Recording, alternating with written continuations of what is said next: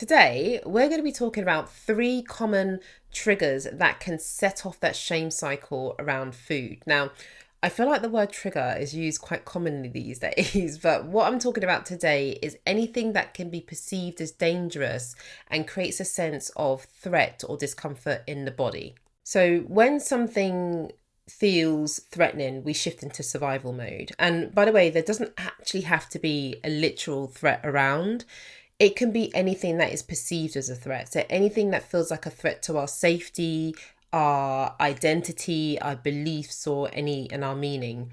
Once that happens, our nervous system shifts into survival mode and the body starts to seek ways to relieve that discomfort. And for some people, that looks like turning to disordered eating and exercise behaviors. So, commonly, when we talk about triggers in this context, we might talk about comments that people make about somebody's body. We might talk about stressful social events or stressful events. And those are all really real triggers. But what I wanted to talk about today was more the stuff that goes on more internally, that I see on a weekly basis that set off that shame cycle around food.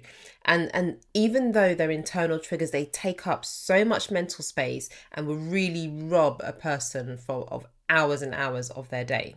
So before we go into the three triggers that I commonly see, I thought it'd be helpful for us to start at looking at what happens in the body when a person gets triggered. When something feels threatening, we shift into survival mode. Once that happens, the stress response kicks in. Hormones like cortisol and adrenaline begin to rise. Your body speeds up. So that's where it might feel buzzy or tight.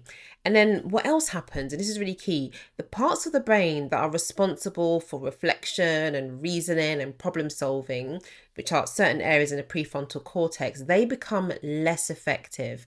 So this means that your thinking becomes narrow. The brain is basically prioritizing you getting out of discomfort as quickly as possible. And this is why it can be so hard to stop. And this is where I hear, people say to me, like, I just feel like I was on autopilot. I feel like I've just lost control. And in many ways, that is true because the body is trying to stabilize itself as fast as possible. And this is where willpower isn't going to save you, because at the end of the day, willpower doesn't stand a chance against the biology of your body. Your body is trying to do everything it can to stabilize you quickly. And at that point, all thoughtful decision making just goes out the window because the priority is just to get you to safety. And because of that, it can really feel like some of these food behaviors are just happening automatically, because actually, in many ways, they are. So let's talk about those three triggers that I commonly see. The first one is when the body starts to feel somewhat undernourished. That's happening because there hasn't been consistent nourishment happening throughout the day due to restrictive food rules. And restrictive food rules can be like the really obvious ones, but it can also be quite subtle as well. So things like delaying meals, skipping snacks meals, stopping eating before your body is feeling fully nourished. And sometimes you're eating in a way that leaves your body wanting for more. So, for example, eating mostly very light or your safe foods or very high volume foods that are actually quite low in energy. So, when nourishment is inadequate or inconsistent, your body sees that as a form of stress and it's going to go into food seeking mode. It doesn't know when its next nourishment or its next opportunity to eat is. So it becomes just more alert about food in general. You might notice that your food thoughts become louder. You're thinking about food more. You feel hungrier. You may even find it really difficult to concentrate. And all of these things can feed into into those feelings of shame. So that shame and the thoughts and the sensation that comes with it can really tap into that core belief that you already hold about yourself. Those thoughts that around like, why am I so hungry? Nobody eats like this. I think about food too much, or, what's wrong with me? But in reality, your body's doing exactly what it's supposed to do in that moment. It's trying to get its needs met. It's trying to help you to survive.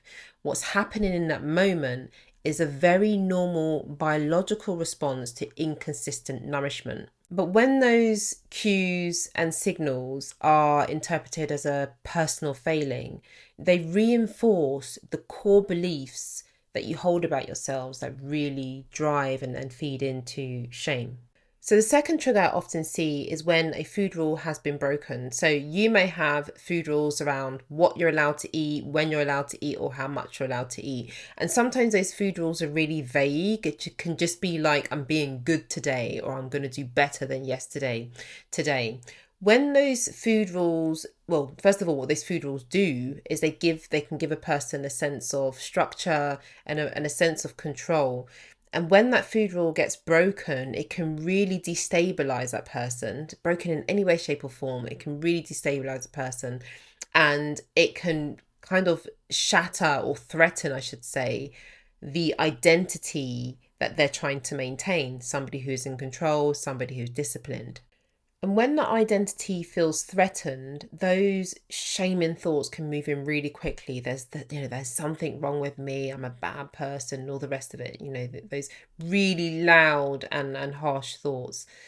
And then at this point, binging, purging, restriction can feel like a way to distract from those thoughts or disconnect from those thoughts, those feelings, and can provide a sense of relief. But then what happens is the guilt that is attached to those behaviors can amplify the shame even further. So what began as a moment where a rule was broken quickly turns into a much deeper story about who you believe yourself to be at your core. And I probably should have mentioned this earlier in the video, but whilst shame and guilt often come together, they are different. Guilt is, I have done something wrong. It's attached to a behavior. Whereas shame, and actually I really like the way Tim Fletcher described this. I got this from him. He's on YouTube. I will link down to his video series on shame. But he describes shame as a core belief, because whilst guilt is, I've done something wrong, shame is, there is something wrong with me. It's a core belief that somebody holds about themselves. And then the third trigger I often see is when a person's needs keep coming last. So you're the reliable one. You're there for everyone else. In fact, you like to make sure that everyone around you is okay. But behind closed doors, you have feelings of loneliness and you don't feel like there's anyone who's got your back in the way that you've got others' backs, right? And so what happens then is feelings of frustration, feelings of exhaustion, and sometimes even like a feeling of resentment.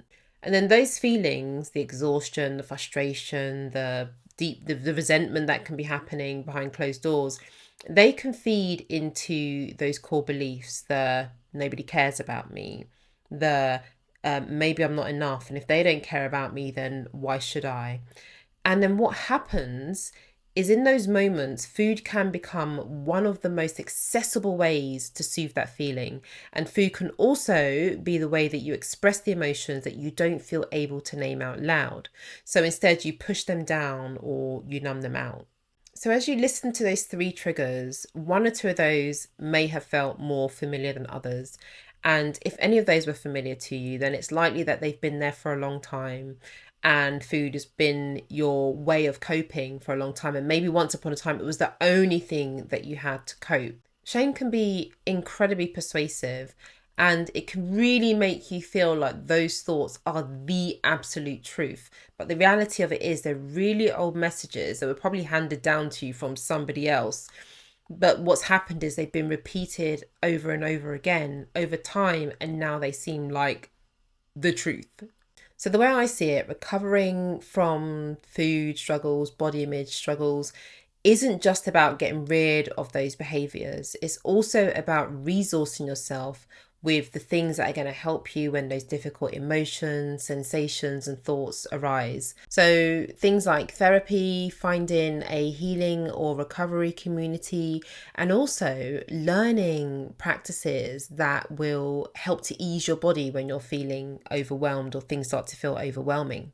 And if all of that sounds like too much and you're just not ready for that yet, maybe this is all just so new to you and just trying to take it in, right? Whatever the case may be, you can start exactly where you are, starting with awareness, and curiosity. So next time, now you know this stuff is now in your consciousness.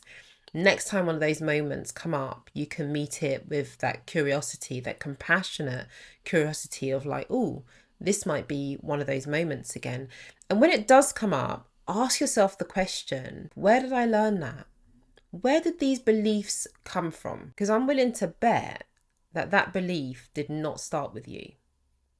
Next week, we will be going back into Pilates mode. I'm going to have my Pilates hat on. We're going to roll out those mats and I'm going to take you through a nice gentle flow that is really designed for those moments when you're finding it hard to slow down, when you've been holding a lot and you're just holding a lot of stress and tension in the body. So I hope to see you on the mat. Until then, take care.